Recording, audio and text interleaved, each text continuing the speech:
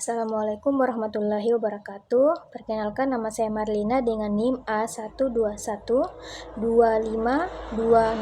126 dan saya berasal dari kelas D. Di video ini saya akan menjelaskan ringkasan materi yang sudah saya buat mengenai norma-norma dalam masyarakat. Yang pertama yaitu pengertian norma. Norma merupakan wujud dari nilai yang menjadi ukuran baik dan buruk dalam masyarakat. Norma itu pada dasarnya mengatur tata cara bertingkah laku manusia kepada manusia yang lain atau terhadap lingkungannya, di mana setiap norma yang ada pada tatanan sosial kemasyarakatan itu mengandung suruhan-suruhan dan larangan-larangan yang bersifat memaksa. Poin kedua yaitu jenis norma berdasarkan sifatnya. Di sini terbagi menjadi dua, yaitu norma formal dan norma non-formal. Norma formal adalah aturan yang dibuat secara resmi oleh lembaga atau pihak yang berwenang dan biasanya tertulis dengan jelas. Norma ini memiliki sikap yang tegas jika dilanggar. Sedangkan untuk norma non-formal adalah aturan yang tidak tertulis secara resmi, tetapi disepakati dan dipatuhi oleh masyarakat dalam kehidupan sehari-hari. Kemudian poin selanjutnya mengenai jenis-jenis norma dalam masyarakat. Di sini terdapat 4 norma, yaitu yang pertama norma agama. Norma agama bersifat dogmatis yang berarti bahwa ajarannya sudah diakui secara resmi sebagai benar. Oleh karena itu, harus dilaksanakan secara mansual dengan prinsip bahwa tidak boleh dikurangi atau ditambahkan. Norma yang kedua yaitu norma kesusilaan, adalah aturan yang hidup yang bersumber dari hati nurani manusia tentang apa yang dianggap baik dan buruk. Norma ini berkaitan dengan moral dan akhlak pribadi. Norma yang ketiga yaitu norma kesopanan, biasanya berkaitan dengan aspek sikap, tutur kata, dan perilaku yang dipengaruhi oleh budaya dan agama setempat. Dan norma yang keempat yang terakhir yaitu norma hukum. Norma hukum yang bersifat formal, berarti aturan yang ditetapkan oleh negara untuk ditaati, dipatuhi, dan diterapkan oleh masyarakat. Lembaga penegak hukum akan memproses secara formal siapa saja yang melanggar hukum agar mereka dapat membuat keputusan yang adil. Kemudian terdapat hubungan norma dalam masyarakat. Norma adalah peraturan atau pedoman perilaku yang berlaku dalam masyarakat.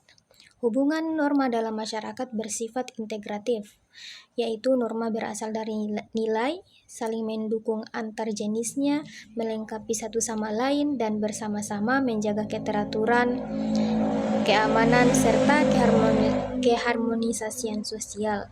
Tanpa hubungan yang kuat antar norma, masyarakat akan sulit mengatur perilaku anggotanya secara efektif.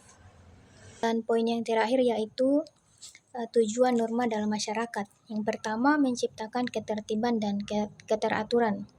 Norma dalam masyarakat bertujuan untuk menciptakan kehidupan yang tertib dan teratur. Dengan adanya norma, setiap orang mengetahui aturan tentang apa yang boleh dan tidak boleh dilakukan. Hal ini membantu masyarakat hidup dengan lebih disiplin dan menghindari kekacauan dalam kehidupan sehari-hari. Contohnya dalam kehidupan sehari-hari yaitu mematuhi aturan rambu lalu lintas dan juga datang ke sekolah tepat waktu. Tujuan norma yang kedua yaitu menjaga keharmonisasian sosial. Norma juga berfungsi menjaga hubungan yang baik antar anggota masyarakat. Jika setiap orang mematuhi norma yang berlaku, maka akan tercipta sikap saling menghargai, menghormati, dan bekerja sama. Dengan begitu, kehidupan sosial menjadi lebih damai dan harmonis. Contoh nyata di kehidupan sehari-hari yaitu menghormati teman yang berbeda pendapat, tidak membuli atau mengejek teman, dan juga membantu saat ada teman yang sedang kesulitan. Yang ketiga yaitu mengendalikan perilaku manusia. Norma menjadi pedoman bagi manusia dalam berperilaku. Norma membantu seseorang membedakan mana perilaku yang baik dan mana yang tidak baik. Dengan adanya norma, masyarakat dapat mengontrol tindakan mereka agar tidak merugikan orang lain. Contohnya, tidak mengambil barang milik orang lain tanpa izin dan juga tidak berkata kasar atau menghina seseorang. Yang keempat yaitu mewujudkan keadilan dan keamanan. Norma membantu menciptakan rasa adil dan aman dalam kehidupan masyarakat. Ketika norma ditaati, setiap orang mendapatkan perilaku yang sama dan terlindungi dari tindakan yang merugikan. Hal ini membuat masyarakat merasa lebih nyaman dan aman dalam menjalani kehidupan. Contoh nyata di lingkungan sekolah. Misalnya, jika ada siswa yang melanggar aturan seperti menyontek saat ujian, maka ia akan mendapatkan sanksi. Hal ini dilakukan agar semua siswa diperlakukan secara adil dan suasana belajar di kelas tetap aman dan nyaman. Dan tujuan yang terakhir yaitu membentuk kepribadian yang baik. Norma juga berperan dalam membentuk karakter dan kepribadian seseorang.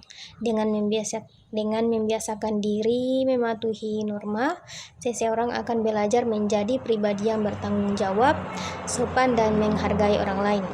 Contohnya, sejak kecil, seorang anak itu sudah diajarkan untuk berkata sopan kepada orang yang lebih tua, seperti mengucapkan kata terima kasih dan tolong. Kebiasaan ini membentuk kepribadian yang baik dan menghargai orang lain. Baik, itulah tadi kajian ringkasan materi dari saya mengenai norma-norma dalam masyarakat. Terima kasih. Wassalamualaikum warahmatullahi wabarakatuh.